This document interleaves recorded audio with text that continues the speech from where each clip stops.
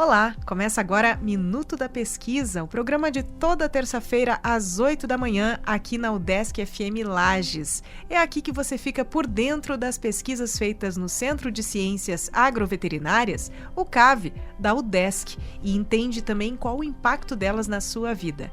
Eu sou Carla Torres e hoje te convido para sabermos sobre 3 projetos de uma mesma convidada. Olha, não é comum isso acontecer, hein? Nós temos convidados que trazem um projeto. Já aconteceu, o professor Márcio Navrosky, se não me engano, trouxe vários projetos numa vinda aqui. E hoje a professora Mari Lúcia Campos, nossa convidada, ela possui graduação em agronomia, mestrado em ciência do solo pela Universidade do Estado de Santa Catarina, então fez tudo aqui pelo CAV, não é mesmo, professora?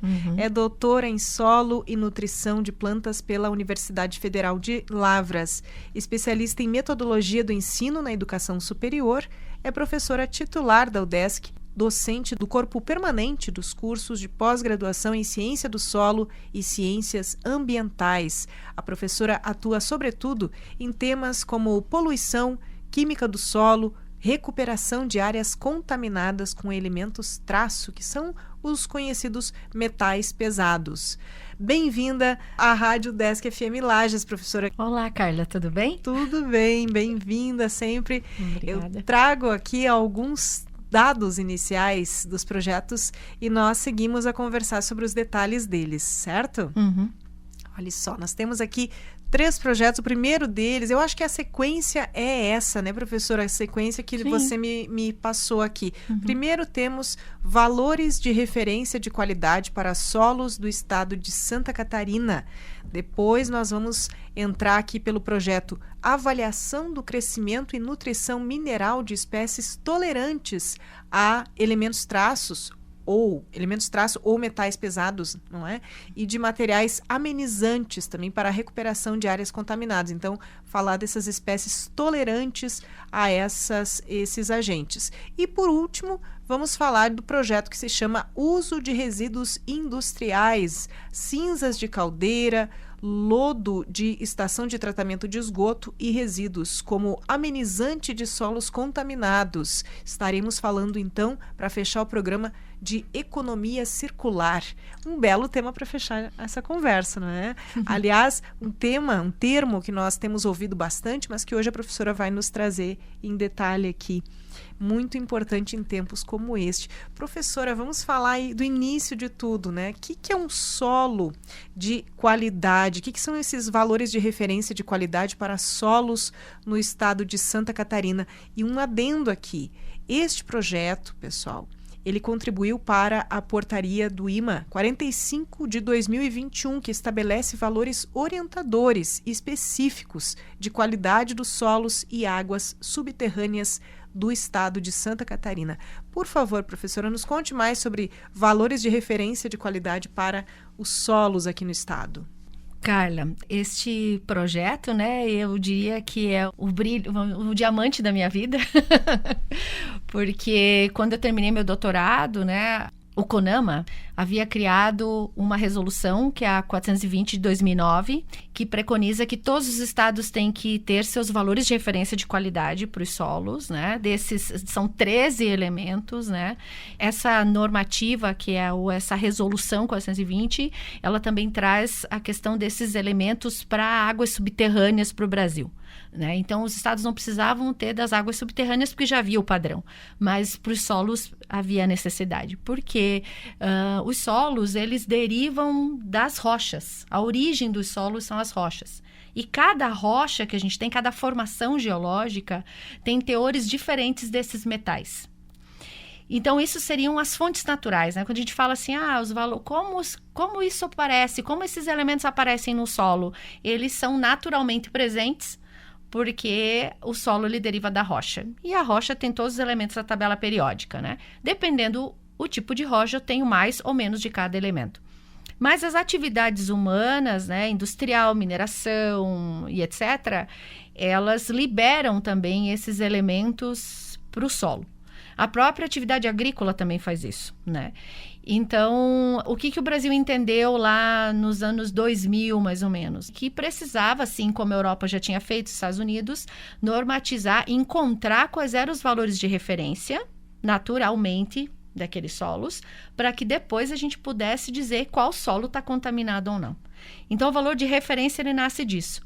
Existe o valor orientador, que são valores que são divididos em preservação e investigação, e eles têm a ver um pouco também com a atividade humana, então vai aparecer lá para solos agrícola, para área industrial, para área residencial, que eles nascem dos estudos de ecotoxicologia terrestre, que seria pegar indivíduos específicos que vivem já no solo e que morrem ou não toleram, vamos dizer assim, esses elementos, né? E aí definir, a sacada aí é definir através desses indivíduos, se eles estão morrendo, se eles não se reproduzem, o quanto isso pode interferir na saúde humana. Então, os valores de referência de qualidade, eles são determinados para solos na camada de 0 a 20 centímetros, que é a camada em contato conosco, para preservar a saúde humana, para que esses metais eles não nos alcancem, vamos dizer assim. E aí essa resolução, ela preconiza que, como todo estado tem que fazer, ela deu um prazo. E o estado de Santa Catarina conseguiu vencer uma parte dessa lista, são só 9 nessa primeira lista que foi publicada em 2021 como resolução portaria do estado, né? Em 2021, foi pego todo o banco de solos. Preciso fazer um adendo. Os solos que nós usamos para gerar esses valores de referência vêm de um banco de solos do CAV, do professor Jaime Antônio Almeida, que estuda há anos a parte de gênese e formação do solo. E nós usamos, então, esse banco, a princípio, para gerar essa primeira portaria. Para saber que níveis normais desses elementos devem estar em cada solo. Exato. Para depois, tem uma região X do estado que teve uma denúncia e vou lá fazer uma fiscalização. O IMA vai lá fazer uma fiscalização, ou a Polícia Ambiental, não sei que órgão, né? Com quem que eu comparo esse valor? Isso está poluído ou não? Então, nós temos agora uma primeira aproximação. E aí nós fizemos um convênio com o IMA de parceria de trabalho, né? Nós vamos continuar trabalhando a princípio até o ano que vem, né? Agora a gente vai tentar uma prorrogação desse convênio, que é um convênio de colaboração técnica, onde até o final do ano nós vamos gerar uma nova portaria, que vai ter os 13 agora. E esses 13 elementos, professora, você falou em 9 inicialmente, eu não me arrisco a dizer, porque nós temos aqui, pessoal, os símbolos que estão na tabela periódica, para você que está aí tentando vestibular, vai tentar, está no colégio, ensino médio, tá lá, toda a tabela, eu havia decorado na minha vida, agora eu não me arrisco a tentar ler aqui. A senhora, por favor, poderia nos detalhar que elementos são esses? Então, a resolução CONAMA, que traz esses 13 elementos, né? Ela traz o arsênio, a prata, o bário, o cádmio, o cromo, o cobre, o mercúrio, o manganês, o níquel, o chumbo, o antimônio, o selênio e o vanádio. Os elementos inorgânicos, esses 13, eles são muito conhecidos. Se você começar a buscar trabalhos, né, sobre toxicologia ambiental, tu vai encontrar dados lá de 1930, 1950. Então, esses elementos, eles são muito conhecidos. E eles fazem parte de uma lista que a gente chama de lista de prioridade do ponto de vista de contaminação humana, animal, etc., que é os mesmos elementos normatizados nos Estados Unidos, na Europa e aqui. Existe também dentro dessa lista do CONAMA, são 82 somados, são 13 que juntos somam-se 82, que são substâncias, restantes são substâncias orgânicas, que elas não aparecem, elas são artificiais, vamos dizer assim, que o ser humano produz em várias atividades dele, né? Por exemplo, organos fosforados e outros, né? Organoclorados, que são usados como inseticida, fungicida, e de várias atividades industriais, né? A gente tem N substâncias. Então, a gente também tem nessa resolução 420 as orgânicas, que elas advêm dessas atividades humanas, que já estão lá também padronizadas no sentido de quanto pode ter no solo para não trazer risco à saúde humana. E aí, assim, o estado de Santa Catarina, até o final do ano, ela vai ter essas 13. Ela tem 9 hoje e vai ter as 13 normatizadas por estado. Com um plus, que não está aí ainda, né? Que vai ser os valores orientadores de prevenção para cobre e zinco para o estado, que é uma parte do nosso trabalho, eu vou falar quem é a equipe, né? Que é feita pelo Laboratório de Ectotoxicologia e Laboratório de Biologia, que é o do professor Osmar Clauberg Filho. Faz parte da minha equipe dos professores do CAV, o professor Davi José Michelucci, que é o nosso estatístico, né? Então, ele faz toda a parte... Se tu entrar na resolução CONAMA, tu vai ver que ela normatiza até que estatística usar. Como fazer os grupos, como determinar os valores de referência. Então, tem ele que faz toda essa parte. O professor Osmar, que começou com os valores orientadores, junto com o professor Dilmar Bareta. Junto, e o professor Jaime, que colabora também. Foi ele que cedeu todo o banco dos 56 perfis de solos do estado de Santa Catarina para a gente ter essa primeira aproximação, né? Da resolução. A gente não tinha inicialmente os 13, porque tem 3 elementos aí muito difíceis de quantificar, que é o mercúrio, o selênio e a prata. O mercúrio, especificamente, nós tivemos que recoletar o estado inteirinho, foi feito em 2022, porque tem que congelar a amostra, trazer ela gelada, tu não pode... O que tu faz para o solo naturalmente é coletar, secar e analisar. Não dá para fazer isso, senão o mercúrio vai embora. Né? Ele volatiliza. Então, deu um pequeno trabalhinho aí. Por isso, a gente não conseguiu apresentar ele da primeira vez, né? E aí, são dissertações, teses, trabalho de iniciação científica de toda uma equipe desde 2006 para poder gerar essa primeira portaria em 2021. Eu estou boquiaberta. E a professora falando dessa recoleta em 2022. Então, você aí que está nos ouvindo, que não faz ideia de como é que a qualidade do solo em que o seu alimento é plantado, a qualidade do solo da sua própria residência, da zona urbana, das zonas urbanas, como é que isso é medido. Então, a partir de agora, só agora, depois de 2009... Uma primeira versão desse tipo de documento, não é, professora? Agora que vocês estão conseguindo completar. E você falou que é o diamante da sua vida, da sua vida acadêmica. Sim. Por quê, professora? Conta em detalhe isso. Porque, primeiro eu trabalho no meu doutorado, no meu mestrado aqui, eu fui a primeira a trabalhar com poluição. O professor Jaime foi meu orientador, foi a primeira orientada dele aqui. E ele falou, Mário, você vai trabalhar com gênese, você vai trabalhar com mineração de carvão. Eu falei, nossa... Me ferrei, com perdão da expressão, né? E foi muito legal para mim, porque como engenheiro agrônomo, né? Na época a gente não via praticamente nada de poluição do solo. E depois, quando eu fui fazer meu doutorado, eu trabalhei com arsênio, né? Eu brinco que eu só trabalho com os resíduos, né? Só com o que tem de descarte, né? Eu trabalhei com arsênio, eu trabalhei com chumbo, com cádmio, né? E quando eu vim para Santa Catarina, que eu voltei para trabalhar na UDESC, eu sabia que o CONAMA tinha que ser atendido e eu tinha um sonho que era poder contribuir para o estado com isso, né? E depois de muitas conversas, em 2020, né, uma equipe do IMA, composta pelo Fábio, pela Geórgia, e me desculpe, agora não vou me lembrar o nome de todo mundo, né? Nós sentamos, fizemos várias reuniões e conseguimos não só estabelecer a parceria, como publicar a primeira versão do trabalho. E a gente submeteu um projeto à FAPESC, que financiou a segunda etapa. Por isso a gente conseguiu fazer toda a coleta no estado novamente, porque precisava de dinheiro. São análises muito caras. E uma parte a gente consegue fazer aqui, outras a gente, por exemplo, mercúrio a gente mandou para fazer no CETEM, no Rio de Janeiro. Depois de tentar vários laboratórios que se ajustassem aos teores que a gente tinha. Então, assim, é todo um trabalho que visa proteger a saúde do povo catarinense, fazer gerenciamento de áreas degradadas, contaminadas, né? E aí, então, era como eu me via contribuindo como servidora do Estado, né? E eu sou catarinense, sou lagiana, né? Então, tinha essa questão era um sonho profissional conseguir alcançar a publicação, fazer parte, né, dessa normatização. Muito gratificante para quem ouve, imagina para quem viveu essa história aí. Parabéns, professora. E uma curiosidade que fica é, justamente, após tantas coletas e verificações, qual é a característica do solo, por exemplo, aqui na nossa região? Estamos em Lages, aqui na região. O que nós temos de predominância? Qual é o cuidado, de repente, até que a gente deve ter ou pode ter? O que é tomado pela agricultura, por exemplo? O que nós temos? Uma primeira questão, né, que os valores de referência de qualidade, eles são todos determinados em áreas naturais.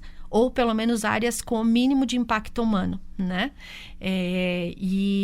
Então, assim, para a Serra Catarinense, né, o que a gente percebe que os nossos solos aqui, eles têm teores baixíssimos desses elementos, muito baixos, porque o material de origem, a rocha-mãe também, ela tem baixíssimo teor deles, né?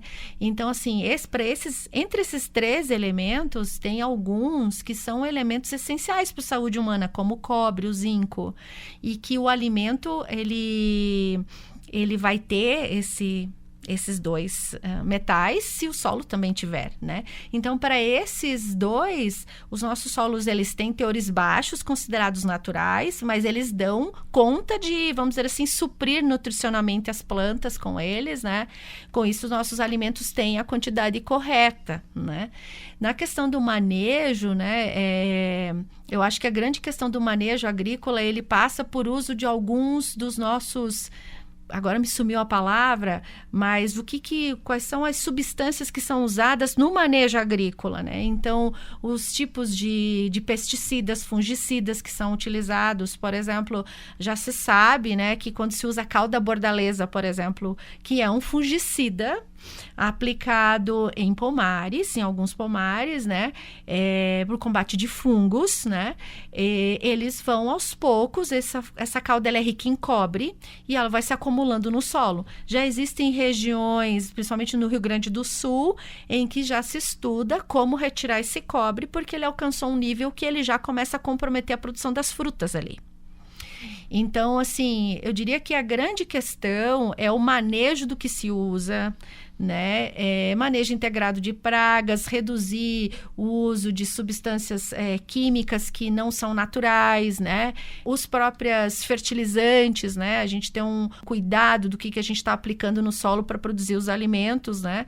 Para que a gente não esteja levando esses metais para lá dentro desses adubos. O cuidado quando se usa resíduos que são da indústria e que são usados como adubo, né? Ver se esse resíduo ele sofreu uma análise desses metais, das substâncias tóxicas que estão ali, se ele é seguro ser utilizado. Então, acho que é por aí que caminha, né? E a Serra Catarinense, assim, né, ela quase não tem áreas conhecidas como contaminadas como outras partes do estado, porque, de repente, até a questão do uso do solo não foi tão intenso como em outras regiões, né?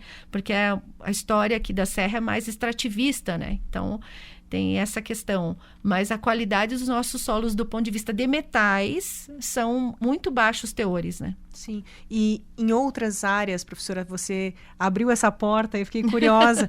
Temos alguns alertas, alguns índices preocupantes. Como é que é em outros lugares do estado? Olha, a gente tem...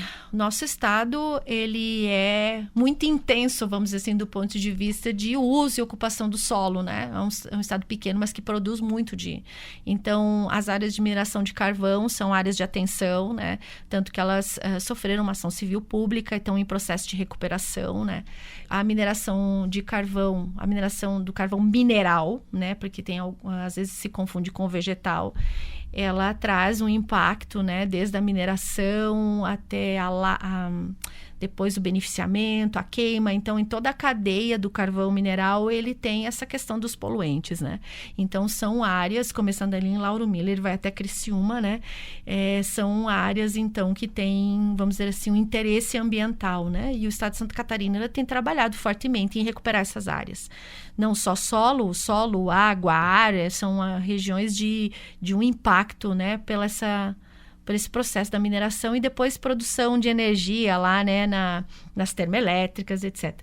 A região oeste, né, a gente tem a questão do uso dos dejetos de suínos, né, já tem normativas do IMA e tudo mais, né, dizendo quanto pode se aplicar por hectare, né, quais são os controles que se deve fazer da questão da entrada do cobre e do zinco, principalmente daí, né, e a entrada deles no solo, o próprio fósforo, que é importantíssimo, mas em concentrações altas também traz problema. As regiões mais industrializadas de Santa Catarina, na região ali de Joinville também, né? São locais que também você tem intensa, onde tu tem muitas indústrias, tu tem que ter todo um controle ambiental, estudo de impacto ambiental, né? Controle dos resíduos, descarte correto desses resíduos. Então, a gente tem atividades importantes em Santa Catarina que trazem perigo. Toda atividade humana gera risco. Não existe nenhuma atividade que não gere risco, né? Não existe risco zero. A questão é como você faz gestão desse risco. Sim. Claro, nós estamos aqui falando de uma forma que eu, que não sou da área, e o nosso ouvinte, certamente, estamos entendendo bem. Para quem não estava lá na pesquisa, nós estamos entendendo bem. Mas para quem, de repente, queira entender mais um pouco, entrar em contato, de repente ter acesso a alguns dados dessa pesquisa e não seja pesquisador, tem como, professora? Tem. Da portaria, ela está publicada na internet. É só tu colocar portaria IMA 45/2021 e tu encontra ela, né? Sim.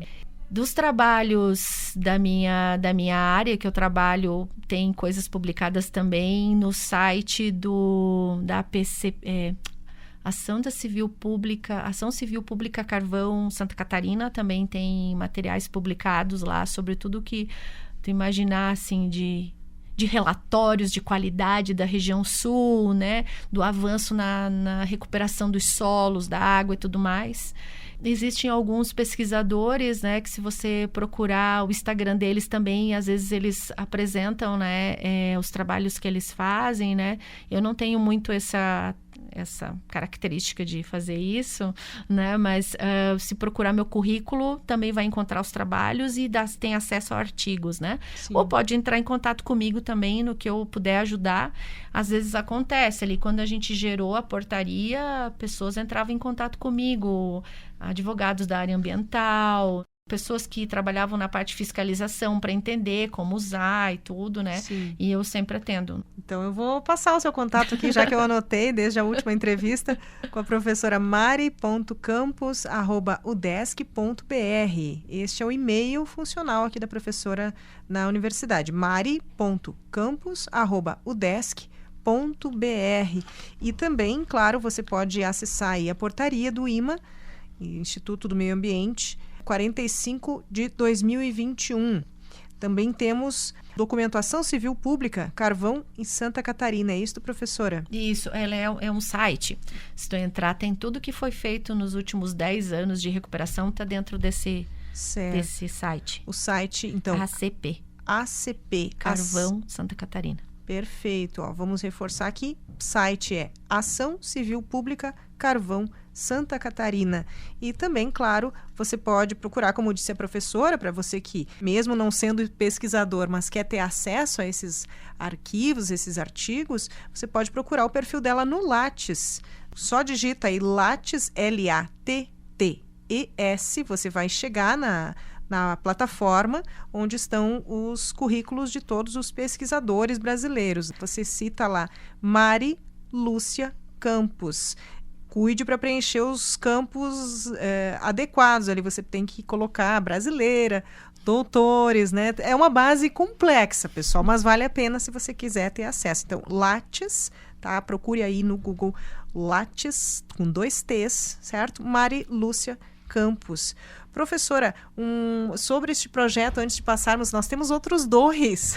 Sim. Acho que podemos já andando, não é? A avaliação do crescimento e nutrição mineral de espécies tolerantes a elementos traço. Então, espécies tolerantes a esses elementos químicos pesados, não é?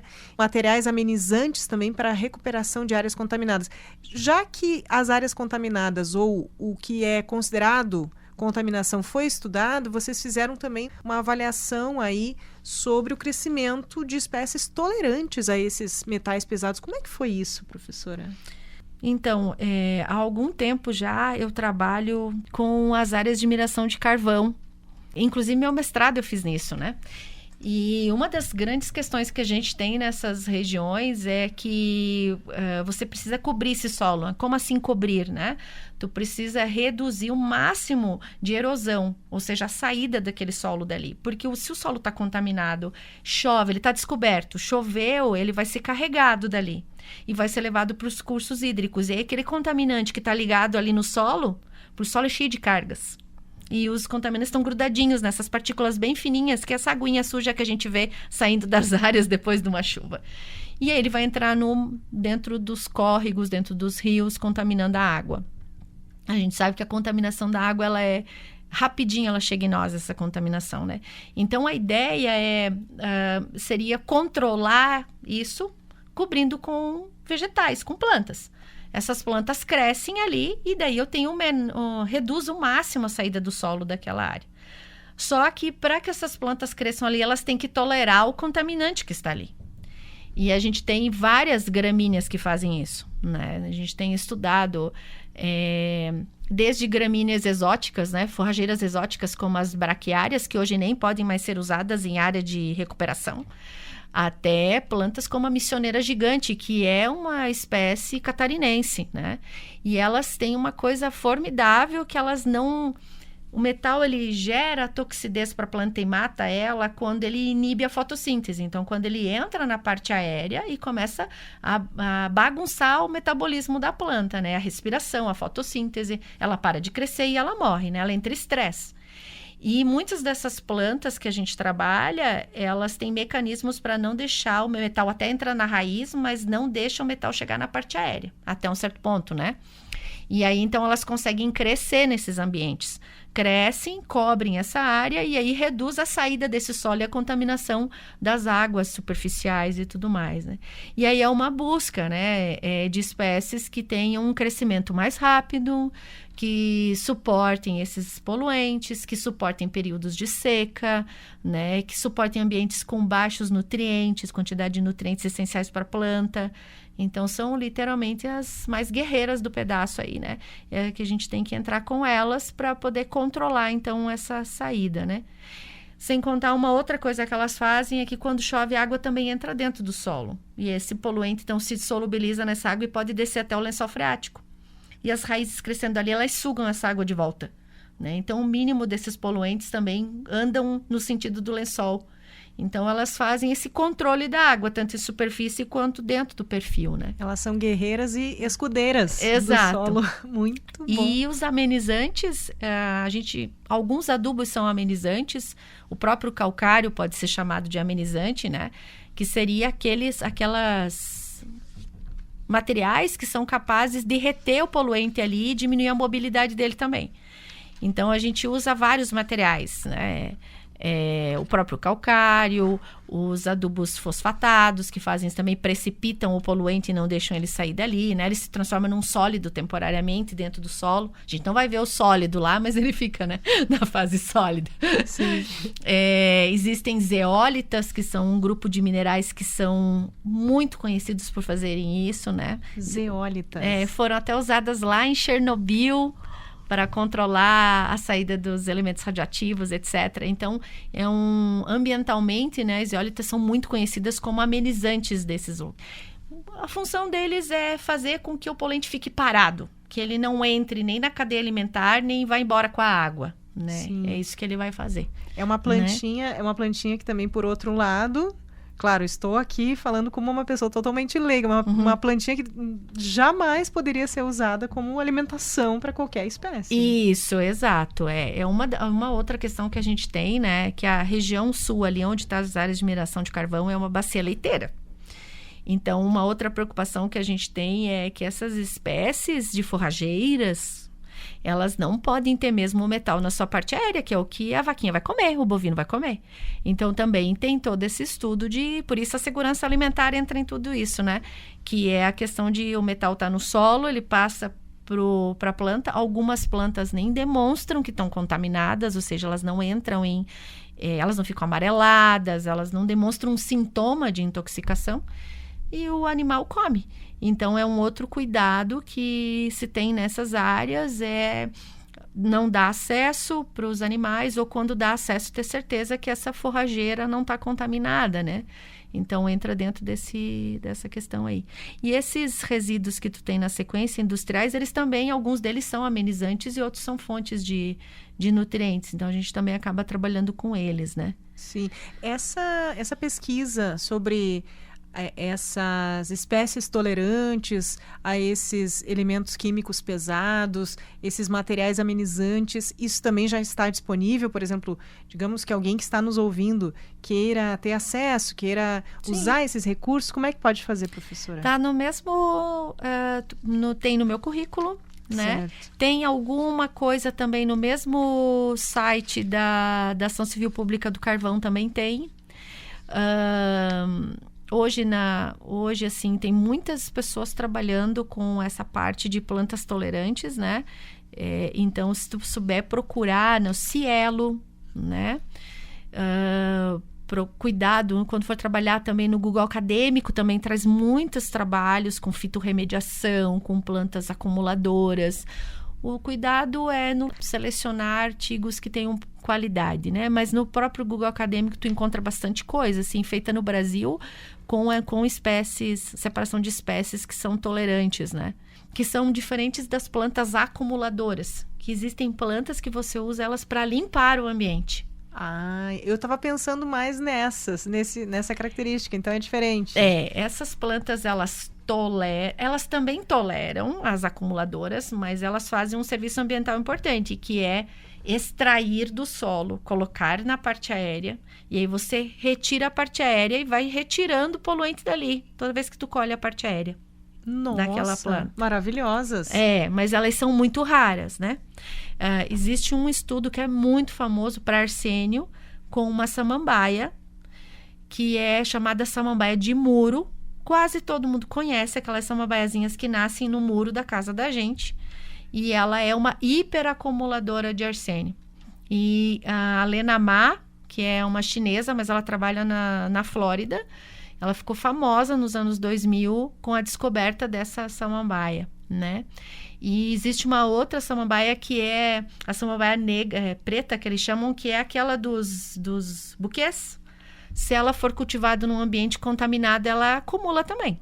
Nossa, então tá lá, linda, maravilhosa, acumuladora, salvadora. Sim, a nossa sorte é que aqui no sul a gente tá... Não, eu diria assim, a gente tem problemas ambientais, mas tu não vai ter, né, como é que eu vou dizer isso? Assim, não se tem a prática de você comercializar algo para um buquê, etc, né? Tudo bem que no passado teve as pessoas que pensaram, não, beleza, então vamos plantar a samambaia lá, né? E aí ela vai tirar o metal e depois coloca num buquê, tá? Mas aí tu tá dispersando, né? Tu manda para casa, a pessoa põe no lixeiro e vai pro lixão, então tu tá dispersando o poluente e não tá, na verdade, fazendo um controle dele, né? Exato. Então, todo mundo, então não vamos fazer isso, né? Porque esta samambaia de buquê, provavelmente, ela tende a acumular coisas. Exato. O ideal é não usá-la.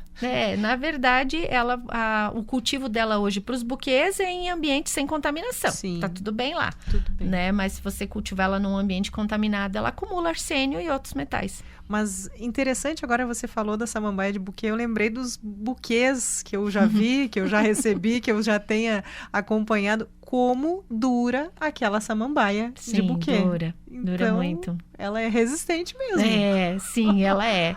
Que riqueza, né, professora?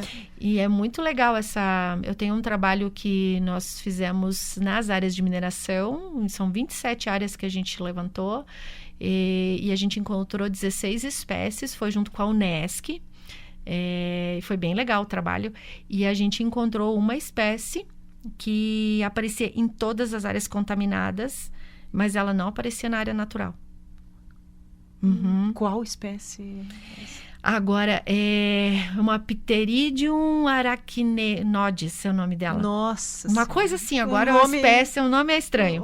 O que ela parece? Ela assim? não é ela é uma samambaia que lembra muito a samambaia de muro, mas ela aparece em pleno sol. ela não é de sombra, né? Até se a professora Roseli Bortoluzzi me escutar falando esse nome horrível que eu falei agora, que deve estar errado, o nome científico, vai me arrancar as 2 orelhas fora. A professora Rose também fez parte do projeto, nos ajudou. A gente tem algumas espécies que foram levantadas que estão catalogadas no nosso laboratório aqui de botânica, né? No nosso, acho que é LUSC, né? O nome do laboratório, que tem as essicatas das espécies de Santa Catarina e tudo mais, né? Muito bom. Laboratório de botânica. E nós, na verdade, nós estávamos procurando alguma espécie que pudesse ser usada em recuperação de áreas degradadas, né?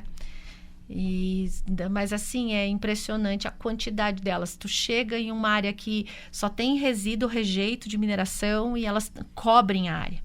Né? Ou seja, elas toleram acidez enorme ali, os metais todos solúveis e elas não dão bola para aquilo ali, né? Ali, então, na região de Lauro Miller, a Criciúma seria uma região boa para que elas habitassem. Assim.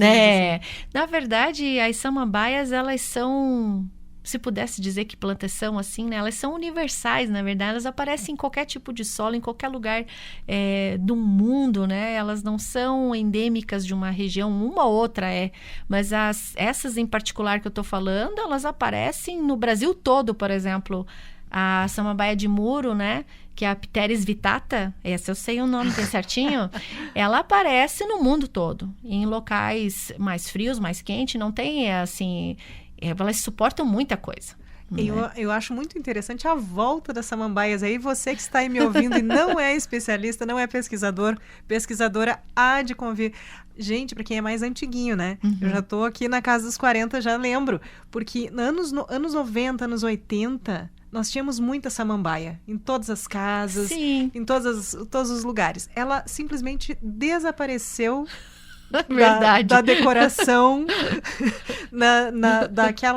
dessa arquitetura, né? Desse cuidado, assim, desse paisagismo todo, que a gente agora tem olhado com mais cuidado. Isso, início dos anos 2000, parece que ela sumiu. E agora ela veio com força. Todas as casas, a gente vai, tem um jardim, tem uma samambaia.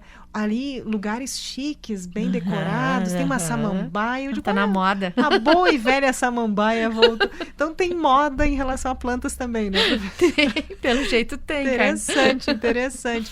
Olha só, este estudo, se você quiser saber mais sobre essas plantas forrageiras, essas espécies tolerantes a esses químicos pesados, também materiais amenizantes, você também vai achar neste site Ação Civil Pública Carvão Santa Catarina, tá? Você tem aí todo um panorama desse tipo de dado que a professora nos traz. E também, claro, você pode buscar essa informação acessando aí, mandando um e-mail para a professora que se dispôs cordialmente aqui a ajudar se você tiver alguma dúvida, mari.campos@udesc.br. E professora, vamos falar deste terceiro projeto aqui, uso de resíduos industriais, cinzas de caldeira, lodo de estação de tratamento de esgoto e resíduos como amenizante de solos contaminados. Veja bem, nós estamos falando aqui de lodo de estação de tratamento de esgoto. E este produto, para muita gente torce o nariz aí, só de ouvir. Eu já imagino. Né? Mas este produto é considerado um amenizante de solos contaminados. Como é que a cinza, o lodo desse esgoto pode ajudar, professora, esses solos, o tratamento desses solos? A primeira questão é que não é qualquer lodo nem qualquer cinza, né? Ah, muito bem. Então, nós usamos, que a gente chama de biossólido para o lodo, né? E essa cinza de caldeira, antes de qualquer coisa, a gente analisa eles para ter certeza absoluta que eles não têm nenhum metal pesado e nenhuma daquelas 80 e poucas substâncias tóxicas que eu falei antes, né? Sim. Então, que é o lodo que a gente também chama de classe A, por exemplo, né? Nós não usamos eles só como amenizantes, a gente também tem trabalhado eles como substrato para crescimento de plantas, né? Produção de mudas, etc. Né? Mas as cinzas de caldeira, por exemplo, nós trabalhamos com uma cinza aqui de Lages, de uma indústria aqui de Lages, que ele tem uma grande concentração de carbono que não foi perdido durante a queima. Então, não é bem uma cinza, é melhor do que uma cinza. e ele tem, então, essa capacidade de reter o poluente e segurar o poluente, aquilo que eu falei antes, né? Para ele não se mover, né? Sim. E a gente tem estudado ele para retenção de cobre, de zinco, do próprio glifosato, que é, né, usado como herbicida lá no Roundup e tal. Então, a gente está estudando ele ainda. Esse terceiro projeto é o mais novo do que eu trabalho, né?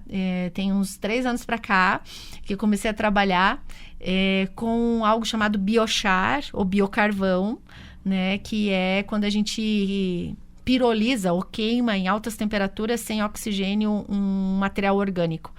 Já trabalhei com casca de banana, E aí, assim, na verdade, isso tudo apareceu para mim por causa de uma orientada minha. Ela falou, professora, eu queria muito trabalhar com biocarvão, porque aquela coisa tá na moda e tal. E aí, a gente começou a trabalhar e agora é uma das linhas mais fortes que eu tenho. Hoje eu trabalho com valores de referência e esse trabalho é o que eu tenho mais orientados trabalhando. Que é o uso de resíduos industriais da área da indústria de alimentos, por exemplo, né? Tem uma indústria forte, não posso falar os nomes, mas tudo bem, em que eles estão queimando biomassa animal para produzir biodiesel e gera um biocarvão que funciona quase como um adubo e a gente está testando. A gente está trabalhando com cinzas de caldeira da indústria de energia. Essa dá para falar, que a Engie até fechou agora aqui em Lages, né? Que a gente está estudando também a cinza deles, né? A gente está trabalhando com materiais também, lodo e tal, que também vem da indústria, né? Mistura de lodo sanitário com industrial. E boa parte desses trabalhos tem vínculo com alguma empresa, né? E nessa ideia do que é circular, né? De você estar pegando um resíduo que antes ia para um aterro sanitário e ver se ele tem uma utilidade, né? Pode ser que não tenha, dependendo do nível daqueles contaminantes, a gente já descarta ele.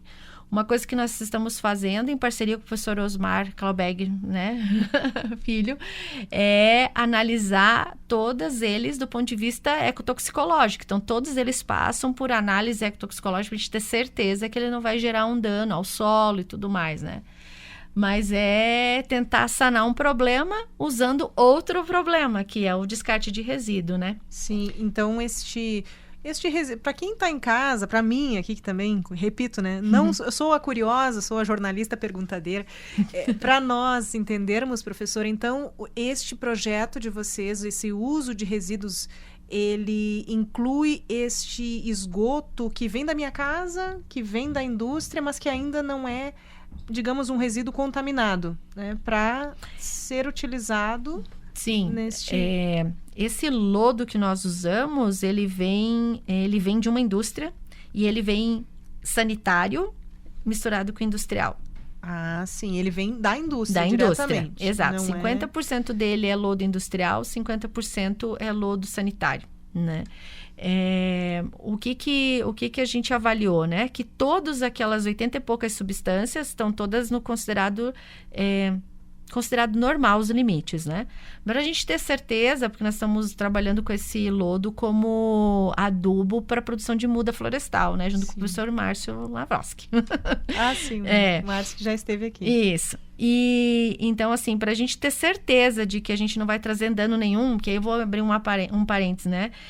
Tudo que é estudado na ciência atualmente, ou pelo menos até uns anos atrás, era o efeito de cada substância dessa separadamente. Uhum. Nós temos muita dificuldade de trabalhar em coquetel, quando elas estão todas juntas. E, infelizmente, na maior parte das vezes, elas estão todas juntas. Então, a gente usa um lodo que tem uma parte que veio da indústria, que tem lá substâncias tóxicas que estão dentro do que a legislação permite usar.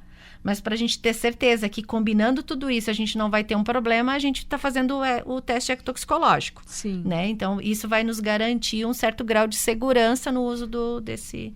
Né? E jamais a gente vai usar para produzir, por exemplo, mudas, hortaliças, etc. Porque existem lodos, os lodos eles são muito utilizados quando eles são classificados em A, B, C, né? Isso o pessoal da ambiental sabe melhor do que eu. Eu só pego e testo. A outra parte é com eles, né?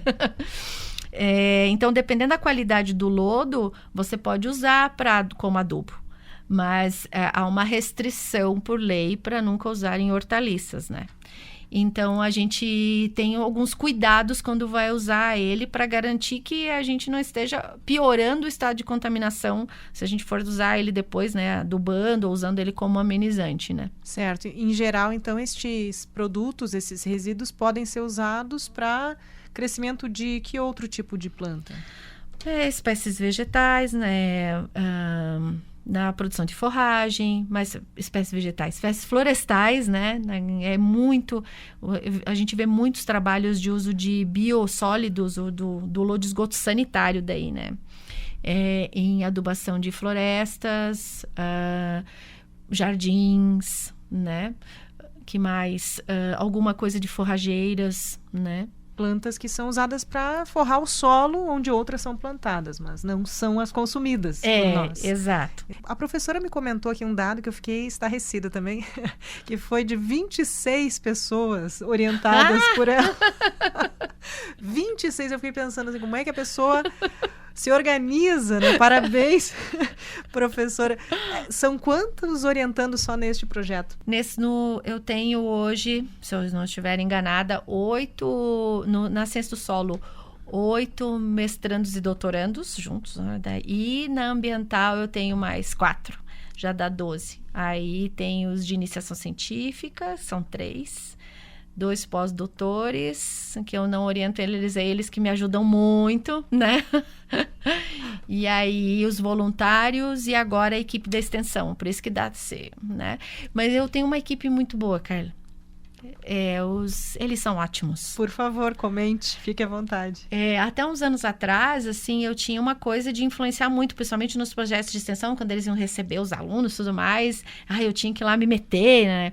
E a partir do ano passado, eu decidi abrir espaço para que eles me trouxessem. E eu me surpreendi absurdamente com a capacidade de criação, de organização, de proatividade, né? Então, eu tenho uma equipe de trabalho muito boa. Né? São esforçados, são comprometidos, gostam demais. Hoje, até sair agora, estava a Beatriz, o Elias e a Fabielle preparando a visita de amanhã, né? Super empolgados, fizeram slide, queriam saber se a linguagem que eles iam usar, os alunos do primeiro ano do ensino médio iam entender ou não. Então, assim, eles têm um engajamento muito legal, assim, né? E aí eu comecei a dar mais espaço para eles também, né? E eu falo... E é muito louco, porque nas ciências ambientais, eu não oriento nenhum agrônomo, eu estava orientando um advogado que defendeu em dezembro, um psicólogo, um biólogo, né? Tem um engenheiro ambiental agora, que é a Patrícia. Então, assim, eu também me dou o direito de ser orientada por eles de vez em quando, né? Ou quase sempre. Por exemplo, no caso do Augusto, que era o Augusto é o advogado, trabalhou comigo... Eu ficava impressionada com a capacidade, assim, com conhecimento, com a forma articulado, né? Então, eu tenho sido premiada por Deus e pelo universo por excelentes pessoas que têm trabalhado comigo, né? Então, é fácil gerenciar os 26. Às vezes, fico meio doida. Mas que coisa linda. E isso, professora, que você nos traz, para além, claro, de falar dos seus projetos, falar dessa rotina de pesquisa, desses dados precisos... Isso nos dá também uma visão de o quão humana a ciência é ou precisa ser. Sim. Porque ela é feita por pessoas, para pessoas. Uhum. E isso, como você disse, em outra vinda aqui à rádio, no seu projeto de extensão, é um mundo que você também deixa para o outro, deixa para as próximas gerações. Como a ciência pode ser feita? Muitas vezes nós precisamos tocar nisso também. Muitas vezes a academia, a vida acadêmica parece bastante estressante ou fechada, não é mesmo? Sim. Nós estamos aqui falando com as pessoas sobre o quão humano é este trabalho também. Sim. E esse aprendizado que é uma linha de mão, é uma via de mão dupla, não é? O professor, ele vai ajudar a construir isso no estudante e esse estudante dá muito mais inspiração para você seguir os seus estudos também como professora, não é? Sim. Carla, assim, se você me fizesse uma pergunta assim, o que eu amo fazer? Eu gosto de pesquisa, mas eu amo a sala de aula. Que lindo! Eu amo ser professora, porque eu gosto de gente. Entende? Então, assim, o contato que eu tenho com os meus alunos é sempre de compromisso com eles. E eu amo o que eu faço na sala de aula, né? Agora eu tô na primeira fase da engenharia florestal, semana passada achei tão engraçadinho, eles tagarelando e tal. Falei, nossa, tô dando aula no ensino médio, né? Eles chegaram agora, né? Mas e aí a orientação faz parte dessa questão de ser o professor, né? O orientador e o professor, eles não se dissociam, né? E a gente estava conversando antes da entrevista, né? Essa questão de você conhecer as pessoas que estão com você, né? Quais são as habilidades que elas têm, as dificuldades que elas têm, né? E aí trabalhar com cada um individualmente. Eu tento, pelo menos, né? Claro, eu erro como qualquer outra pessoa, né? Mas eu tento enxergar cada um no seu espaçozinho, naquilo que eu posso, aqui, essa pessoa é boa nisso. Então, né, tipo, tem o que eu vou pedir os mapas, aí eu vou pedir para que ele ensine para os outros fazer os mapas. Então, eu sempre tento encontrar aquilo que eu posso ajudar eles a crescer, e eles também me ajudam no processo, né? Os meus orientados são meus filhos, né? Se eu falo isso, a Maria Fernanda fica com... não, mãe. Mas é assim, e eu entendo assim que o prazer do que eu faço tá aí. Eu tô fazendo 52, né? Quando eu fiz 50 anos de idade, eu tive pela primeira vez a certeza que eu tava no lugar certo, fazendo a coisa certa. Sabe? Olha só, para você que está ouvindo e acha, não sei se encontrei meu propósito, não sei se estou bem com isso que faço. O professor está aqui dizendo que aos 50 anos ela teve essa certeza. Que interessante. Sim, isso, hein? Tive a crise de, não é isso que eu quero, tinha outros sonhos, né? Mas esse contato com os alunos na sala de aula, dentro do laboratório, é o que me motiva a vir todos os dias para cá, é o que faz eu ultrapassar os problemas que a gente tem, né? Na vida pessoal, profissional, né? Tem coisas na vida profissional que você não gosta muito de fazer, mas você tem que fazer. Então, eu falo que eu vou me nutrir na sala de aula para depois dar conta daquilo que eu faço por obrigação, né? Mas eu amo meus alunos, né? Todos eles do jeito deles, assim, e a orientação para mim também faz parte desse processo de sentar com cada um, né? Eu adoro ir pro laboratório, lá tomar café com eles, dar umas risadas, né? Então... Que coisa boa. Eu gosto de pesquisa, mas eu gosto muito mais de ser professor. Porque gosta de gente, como você disse. Gosto de gente. Professora, muito obrigada por compartilhar esse seu olhar, a sua vivência, sua construção de vida, e parabéns pelo seu caminho. Muito obrigado, Carla. Eu que agradeço essa possibilidade de falar sobre os meus trabalhos, trazer minha equipe, né? As pessoas, meus colegas, meus amigos, né? Alguns colegas, eles ultrapassam a barreira, né? E viram amigos da gente, né? Então, quero te agradecer muito também essa possibilidade de estar falando do meu trabalho e da minha pessoa também, né? Sim, sim. Que beleza. É um dos nossos programas mais longos e ele está muito interessante. Ele não nos deixa perder a linha aqui, porque a gente cola na história e quer saber o que vem depois. Muito obrigada, professora. Fica o contato para você que ficou aí interessada tanto nas espécies tolerantes a esses tóxicos, né, esses elementos químicos pesados, quanto também saber mais sobre o uso aí desse lodo de estação de tratamento de esgoto, cinzas de caldeira. Você pode entrar em contato direto com a professora Mari, que gosta de gente e vai responder o seu e-mail, certo? mari.campus@udesc.br. Tá certo, professora? Muito obrigada, um abraço e um belo trabalho para você. Obrigado, Carla, um abraço. Obrigada a você, ouvinte da 106.9 FM também. Você ouviu Minuto da Pesquisa aqui na rádio UDESC FM Lages. Nesta edição falamos sobre 3 projetos da nossa convidada, a professora Mari Lúcia Campos. Ela que é graduada em Agronomia, mestre em Ciência do Solo pela Universidade do Estado de Santa Catarina e doutora em Solo e Nutrição de Plantas pela Universidade Federal de Lavras. Professora titular da UDESC, docente do corpo permanente dos cursos de pós-graduação em Ciência do Solo e Ciências Ambientais. Professora Mari atua sobretudo em temas como poluição, química do solo e recuperação de áreas contaminadas com elementos traço, os famosos metais pesados. Eu sou Carla Torres e o Minuto da Pesquisa volta na próxima terça-feira às 8 da manhã. Até lá!